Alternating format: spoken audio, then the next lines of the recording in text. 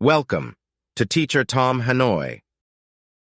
This is a mock IELTS listening exam. Both the exam paper and the answer sheet are available to download in the video description below. You will hear a number of different recordings, and you will have to answer questions on what you hear. There will be time for you to read the instructions and questions, and you will have a chance to check your work. All the recordings will be played once only.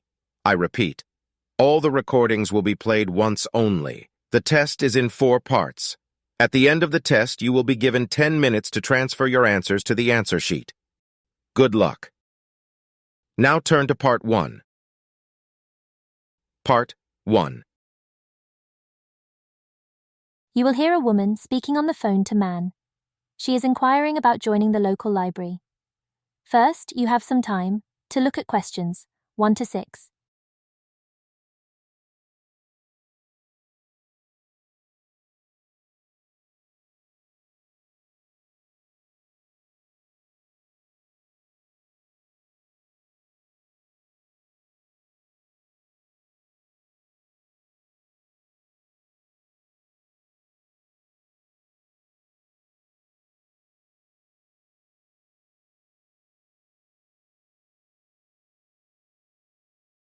Now listen carefully and answer questions 1 to 6. Good morning. Good morning. Can I help you? Yes, I'd like to join the library. We're new to the district, you see. Certainly. Well, all we need is some sort of identification with your name and address on it. Oh dear. We just moved, you see, and everything has my old address. Driving license, perhaps? No, I don't drive. Your husband's would do. Yes, but his license will still have the old address on it. Perhaps you have a letter addressed to you at your new house. No, I'm afraid not. We've only been there a few days, you see, and no one's written to us yet. What about your bank book? That's just the same. Oh dear, and I did want to get some books out this weekend. We're going on holiday to relax after the move, you see, and I wanted to take something with me to read. Well, I'm sorry, but we can't possibly issue tickets without some form of identification. What about your passport? What? Oh, yes, how silly of me. I've just got a new one, and it does have our new address. I've just been to book our air ticket, so I have it on me. Well, that's all right. Your ticket will be ready soon. Okay, how many books am I allowed to take out? You can take 4 books out at a time, and you can also get 2 tickets to take out 3 magazines or periodicals. Newspapers, I'm afraid, can't be taken out. Oh, that's fine. Do you have a record library? Some libraries do, I know. Yes, we do. You have to pay a deposit of $5 in case you damage them, but that entitles you to take out 2 records at a time. That's good. Could you show me where your history and biography sections are, please? Yes, just over there to your right. If there's any particular book you want, you can look it up in the catalogue, which you'll find just around the corner. You can also find a touchscreen information service on level 2. Thank you. Oh, and how long am I allowed to keep the books for? Well, the normal loan period is 3 weeks, with 2 weeks extension. Oh dear. We're going away for 4 weeks. Can I renew them now? I'm afraid not. You must do that at the end of 3 weeks. I see. Thank you very much. Before you hear the rest of the conversation, you have some time to look at questions 7 to 10.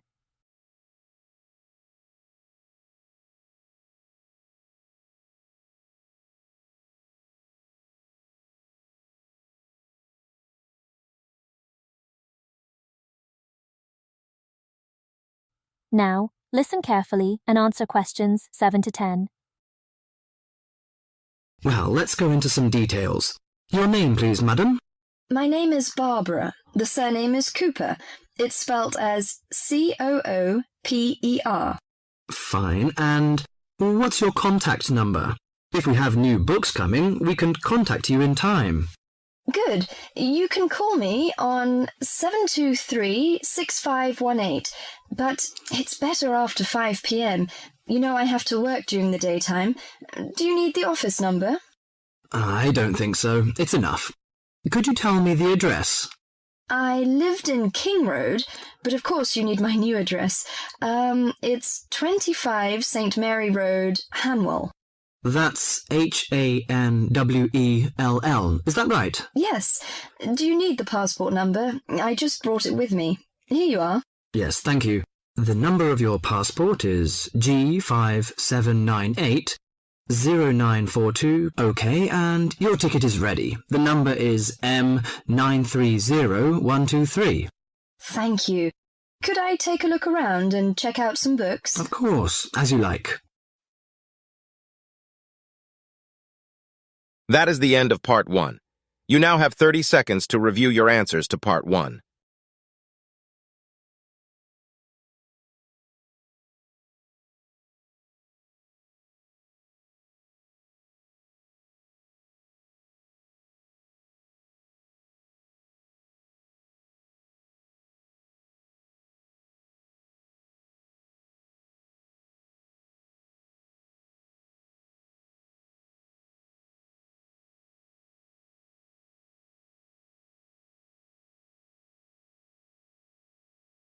Now turn to Part 2.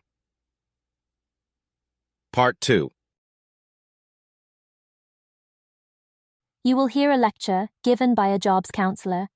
First, you have some time to look at questions 11 to 15.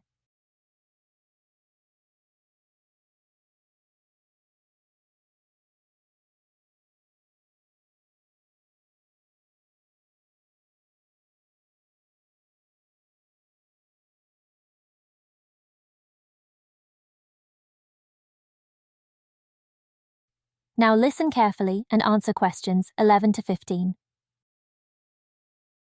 Hi, I am your counsellor for this year. Today, we will visit the facilities available to you on our campus.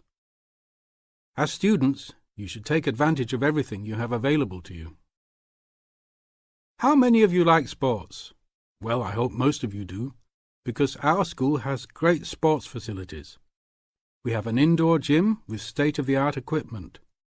First, I want to tell you about our basketball facilities. There are 2 basketball courts. Both are full court and open for student use. We offer basketball leagues that all students are invited to join. Just sign up with a team. Usually, there are games on the courts, but during league time, only the teams are allowed to use the courts. The basketball courts are open 24 hours a day. If you want a job, you can be a referee at the games. Next, I want to tell you about the tennis facilities. We have 5 tennis courts available for student use. The tennis courts are open every day, 8 a.m. until 10 in the evening. You should call ahead to reserve a court because they are very popular and can often be booked weeks in advance. There are rackets and balls available for rent at the front desk of the courts. There is an Olympic-sized swimming pool that is open for students and the general public. There are also showers and locker rooms available. The swimming pool is open every day, 9 a.m. until 7 in the evening. There are openings for the position of lifeguards, so if you are looking for a job in the sun, this might be good for you.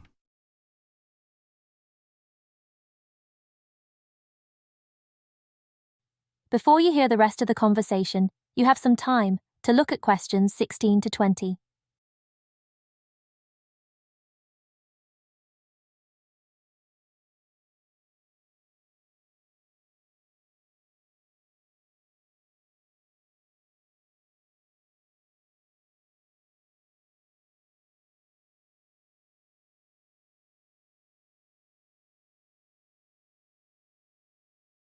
Now listen carefully and answer questions 16 to 20. There are also 2 weight rooms and a gymnastics room. The weight rooms have all the standard equipment available. Please check with the gym to see the open hours because they vary from time to time. The gymnastics room is usually not open for individual users because there are almost always classes held in the room. However, if you are interested, you may sign up for gymnastics classes. Plus, if you like martial arts and boxing, we offer classes for everyone, from beginners to advanced students. Please check the schedule for availability. There is everything available from Chinese wushu to Brazilian wrestling. I will talk for a brief moment about our library system. Our campus has 3 libraries available to undergraduate students, 1 additional graduate library and 1 faculty library. The libraries are open daily until midnight except for during testing periods, when the libraries will be open 24 hours. Please look on a map to see where the libraries are located. All students with a valid ID can check out books, with a maximum of 10 books at a time. Books can be checked out for a 2-week period and then renewed for 1 month maximum. After that, there is a $1 fine per week that the book is overdue. I will repeat that. There is a hefty $1 fine per week. So it is a good idea to return books on time. If you lose a book, then you will have to repay the library for it, plus a fine. If you damage a book, most likely you will have to repay the value of the book. So please, enjoy the library facilities, but take care of the school's belongings. The library is also equipped with 200 computers for student use. They are all internet ready and available for use. You must sign up at the library for 1-hour time slots. You may sign up for up to 3 consecutive slots at a time. No one can use the computers without first signing in at the library. That is it for now. Thank you for your attention.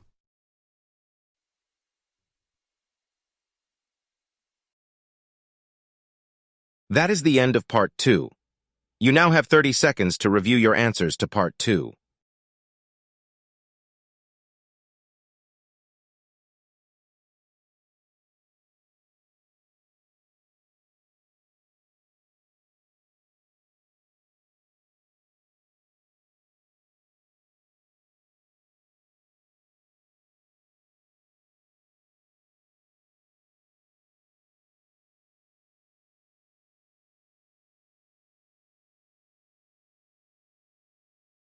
Now turn to Part 3.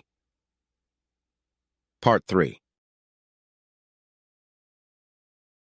You will hear a conversation between 3 people, 2 women and a man. They are discussing the different school systems they have experienced in different countries. First, you have some time to look at questions 21 to 26.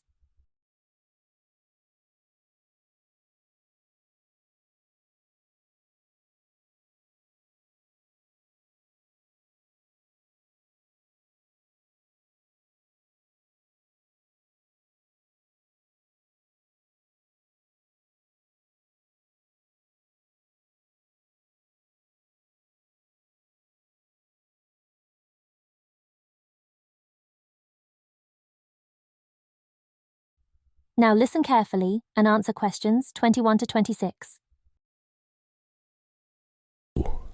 So, what was it like in your school then, Lynn? Well, South African schools are very different from schools in Australia. For a start, children don't start their schooling until they are 7, quite a bit later than schools in Australia. What about New Zealand, Gail? We're more like Australia. I can't believe children don't go to school until they are 7.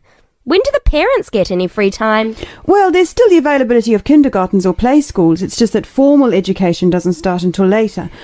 I don't think it's such a good idea for children to have to be too academic at such a young age. They should be able to just enjoy themselves. Well, yeah, but the first school children go to isn't really very academic. It's just an opportunity for children to learn a few basic social skills by playing and learning with other children. Yes, I'd agree with that. I guess being so close, Australian and New Zealand schools must be similar then. Well, I suppose they do share a lot of similarities, but there are also some differences. For example, children in New Zealand go through intermediate school, but in Australia there's only high school. That's right, isn't it, Pat? Yeah, I think so. What about South Africa, Lynn? Do you have an intermediate or high school? Oh, high school.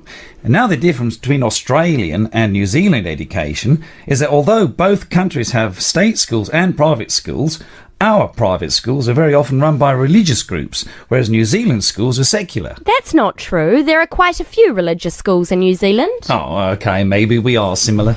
Only a few South African schools have any religious connection, so I guess we're different. Most people go to state schools. Pat, is it true that some people from your country don't have to go to school at all? Well, that's partly true. Because of the geography of Australia, there are a lot of children who do not have access to schools, at least on a regular basis. Instead, they have a form of correspondence education, where the lessons are actually on the radio and the students send their work in by post. That way they get a lot of what they would if they were in the classroom, apart from the interaction. In New Zealand, not all students have to go to school either. Some parents have opted for homeschooling. Oh, is that like correspondence teaching? We don't really have that. Well, we do have correspondence schools, but homeschooling is different. With homeschooling, the parents teach the children and set them homework. They have to present a syllabus to their local education authority before they can do that, but it is becoming a more popular choice for some parents. I suppose it also suits parents' own commitments. I mean, they don't have to worry about collecting their children from school, and they can always teach over the weekend or in the evening if they want to. Is the school day normally quite long then? Not in New Zealand, but I think it can be in Australia. Yeah, that's right. I think Australia is unusual in that there are extracurricular activities which you have to go to. Before you hear the rest of the conversation, you have some time to look at questions 27 to 30.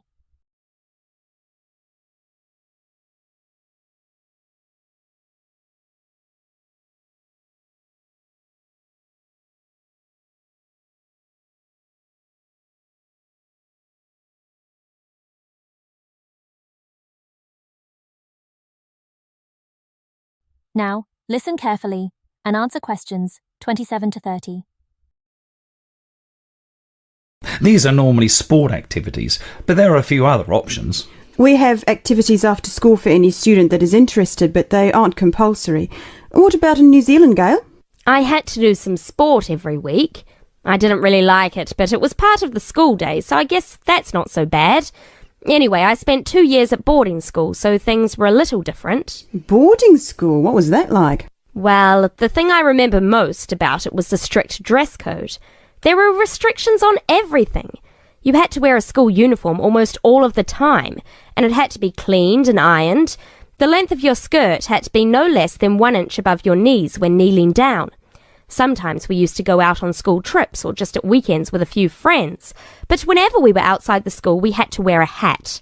There was one teacher who always used to give me extra homework because my socks weren't pulled up, and that was in the school late in the evening. I suppose it wasn't that bad, but at the time it felt like a prison. I kept getting into trouble for something. Most of the time I forgot something, normally my school badge. We had to wear that all the time, in the school and out, because it had our house colours on it. Wow, that doesn't sound like much fun. No, but it was a good education, I suppose. Now turn to Part 3. Part 3.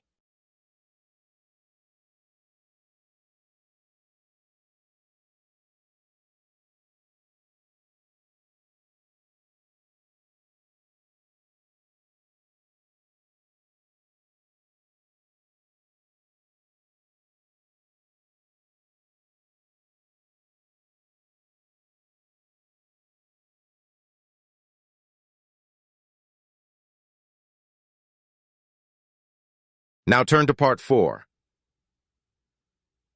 Part 4. You will hear a conversation about recorded delivery and registered post. First, you have some time to look at questions 31 to 35.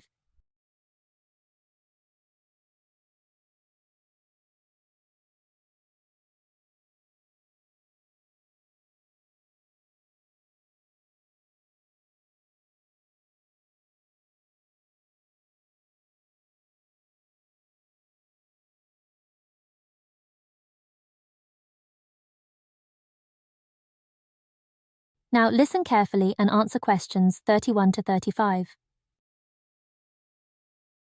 Tom, where are you going? To the post office. I'm going to send some packets to Leeds. Do you know the best way to send them? Well, if your need is for a record of posting and delivery rather than compensation for loss, recorded delivery is particularly suitable for sending documents and papers of little or no monetary value. Well, what can we send for recorded delivery? All kinds of inland postal packets except parcels, airway and railway letters and parcels. The service does not apply to mail for the Irish Republic. I see. How do I post them? You should get a certificate of posting form from the container in the post office and follow the instructions shown on the reverse. The certificate will be your record of posting. Can I send anything in the post? No, you can't. You must not send banknotes, currency notes, and some valuable things because there is no special handling in the post. Recorded delivery mail is carried with the ordinary unregistered post, and there is no special security treatment. How do we use recorded delivery? Well, when your letter or packet is delivered, it is signed for by the recipient and a record is kept by the post office. The post office does not undertake to deliver recorded delivery or any other mail to the addressee in person, but to the address shown. You can obtain confirmation of delivery by completing an advice of delivery form either at the time of posting or later. This form will be signed by a post office official, not by the addressee of the recipient. A fee is payable, which is lower if the form is handed in at the time of posting. Is there any compensation for loss? Well, compensation is limited. Compensation may be paid for loss or damage, but will not be paid for money or any other inadmissible item. Before you hear the rest of the conversation, you have some time to look at questions 36 to 40.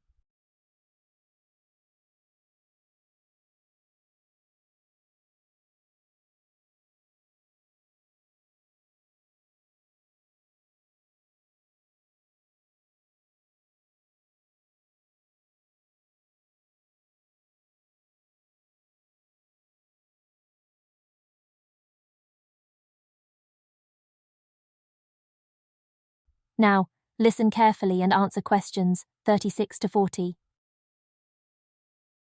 If you want a speedy service for articles of value with extra security of handling en route, and wish to have compensation in the event of loss or damage, you should use registered post. What can we send if we use registered post? Any first-class letter or packet except airway letter or railway letter. How do we post? What should we do?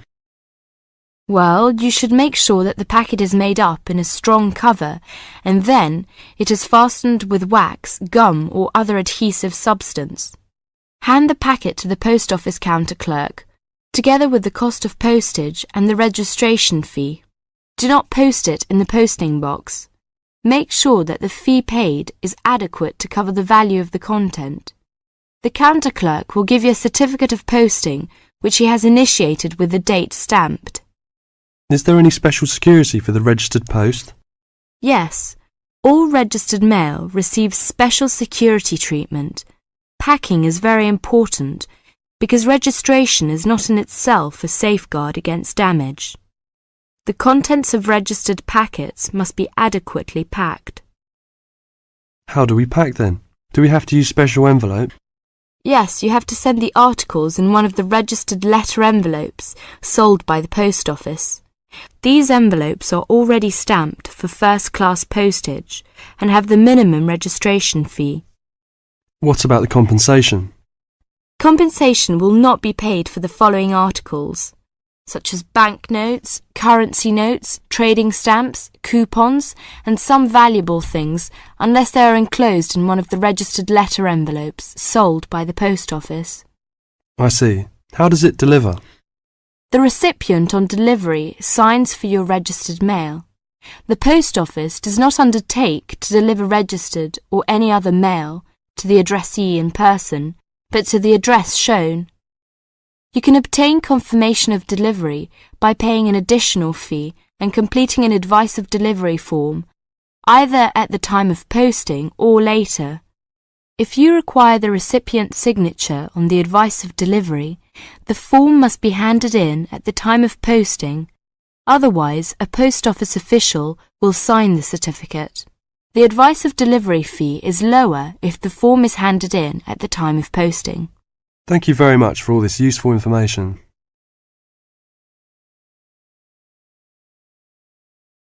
That is the end of Part 4. You now have 30 seconds to review your answers to Part 4.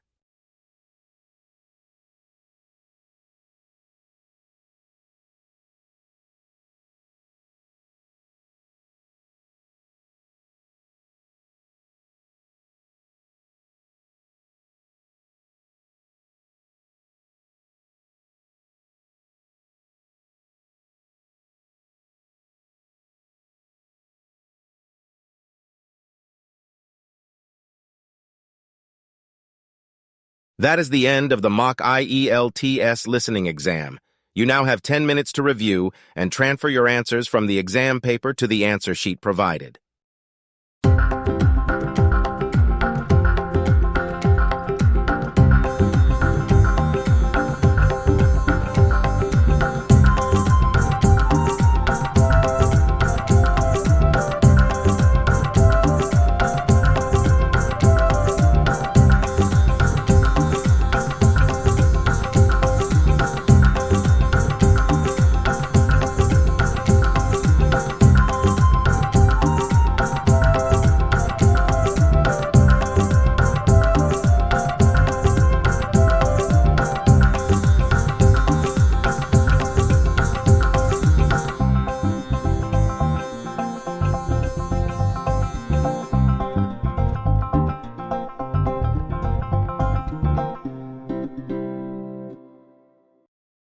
Thank you for your attention.